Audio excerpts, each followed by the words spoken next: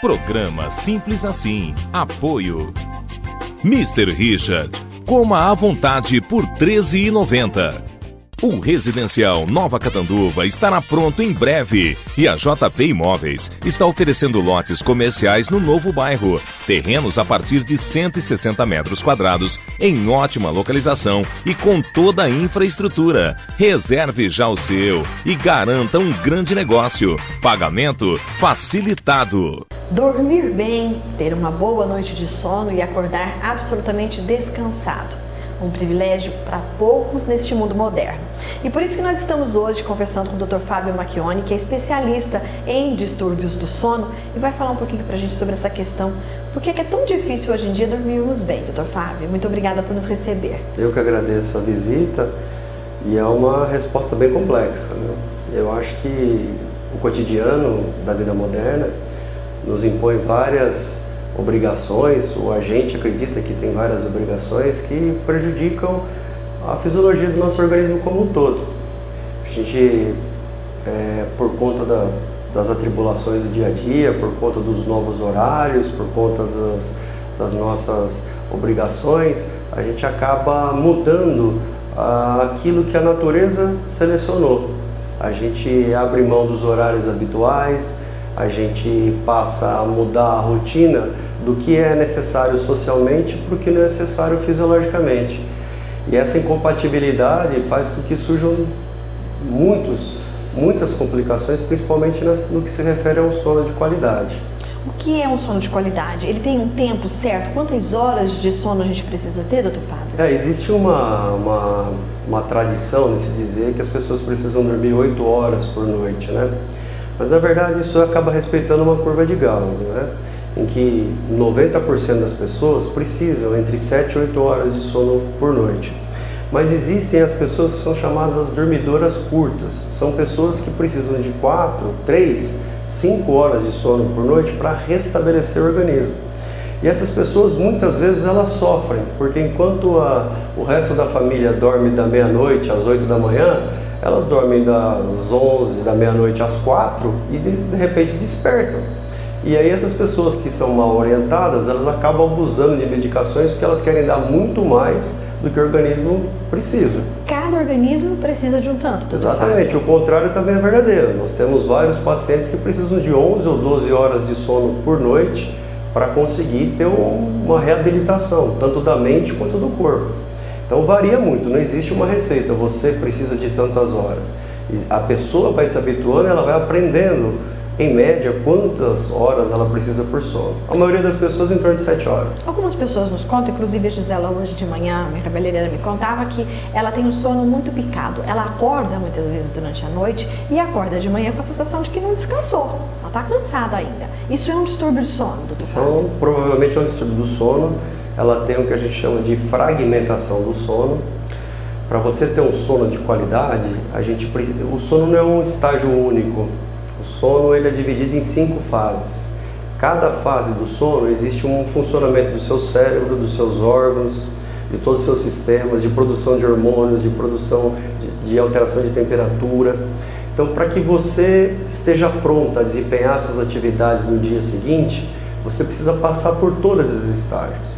A pessoa que fragmenta o sono, ela faz um sono de transição, um sono inicial. Ela não consegue atingir os estágios nobres de sono. E por isso, a qualidade de vida dela durante o dia é muito prejudicada. Agora, o que tem que se avaliar nessa paciente é por que ela fragmenta o sono. Há uma causa, doutor Fábio? Há dezenas de causas, que vão desde hábitos ruins, até abusos de substâncias, até distúrbios respiratórios do sono, fatores genéticos, fatores emocionais, fatores hereditários, uma série de coisas que para cada paciente tem que ser avaliado, né? Quem é que sofre mais com a questão de dormir mal, homens ou mulheres? Olha, eu acredito que do ponto de vista de prevalência, de porcentagem, as mulheres elas têm mais comprometimento, porque talvez o carro-chefe da medicina do sono seja a insônia. E a insônia ela compromete aproximadamente 4 para 1, 4 mulheres para 1 homem. e ela chega a atingir em torno de até 50%, 60% das mulheres ao longo da vida. Não necessariamente elas vão sofrer a vida toda, mas ou episódio curto ou cronificação da doença é uma verdadeira epidemia.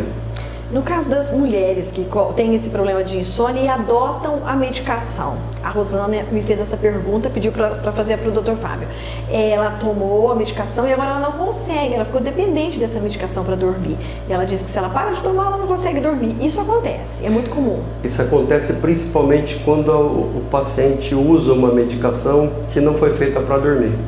No Brasil, culturalmente, que veio da vizinha, que falou para a comadre, que falou na igreja, que foi se disseminando, existe uma classe de medicação que é monstruosamente utilizada, que é uma medicação que o efeito colateral dela é a sedação. Então, vou explicar melhor para ficar mais claro para o pessoal. Eu estou dizendo basicamente daqueles remédios, são chamados tarja preta, aqueles remédios que terminam em pan. Por exemplo, clonazepam, lorazepam, diazepam, cloxazolam. Esses remédios eles são feitos, a indicação primária deles é para controle de convulsão, para relaxamento muscular. E o efeito colateral é uma sedação.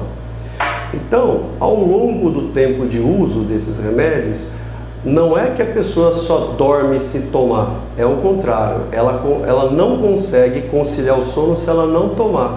Isso tem a ver com a dependência, é por isso que a receita é controlada. Então o paciente se torna escravo de uma medicação que dá um sono de péssima qualidade. Ele não descansa, Dr. Fábio.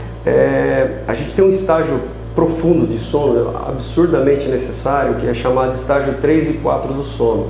A pessoa que usa esse tipo de medicação, ela não consegue atingir esse estágio. Então, o organismo, durante o dia, sente uma fadiga crônica, muitas vezes confundida com sintomas de depressão, sintomas de desânimo, falta de motivação, que tem a ver com sono de péssima qualidade. Infelizmente o tempo está acabando, mas para a gente concluir essa conversa, Dr. Fábio, tem algum ritual, alguma atitude, alguma coisa que a gente possa fazer para que a gente, quando vá dormir, consiga chegar até o estágio 3 e 4? Então, o mais importante é chegar no 5. Olha, sim, até o 5 ainda. Tomar um chazinho, sei lá, apagar a luz, enfim. Olha, é outra pergunta difícil de responder, mas o que eu posso dizer é que existem alguns hábitos muito comuns hoje em dia que são prejudiciais ao sono. Então, assim, o que eu sempre falo para os meus pacientes é assim, tem certas atitudes que devem ser feitas por quem pode, não por quem quer. Se a pessoa tiver dificuldade para dormir, ela não pode fazer atividade física no entardecer, no início da noite. A pessoa não pode abusar de chocolate, de café, de guaraná, que são estimulantes e prejudicam o sono de qualidade. E outra coisa que a gente vê, que é um hábito horrível, que as pessoas que têm dificuldade de dormir acabam fazendo, é se expondo a objetos com luminosidade, principalmente tela de celular, notebook e televisão. Que a gente faz tudo isso, Dr. Fábio? À noite, deitado na cama. Exatamente. É absolutamente contraindicado. Para qualquer idade. Para qualquer idade, qualquer situação. Principalmente para quem já dorme mal. Muitíssimo obrigada, foi um grande prazer revê-lo e entrevistá-lo. Eu agradeço a visita, sempre à disposição. Programa Simples Assim. Apoio Mr. Richard. Coma à vontade por R$ 13,90.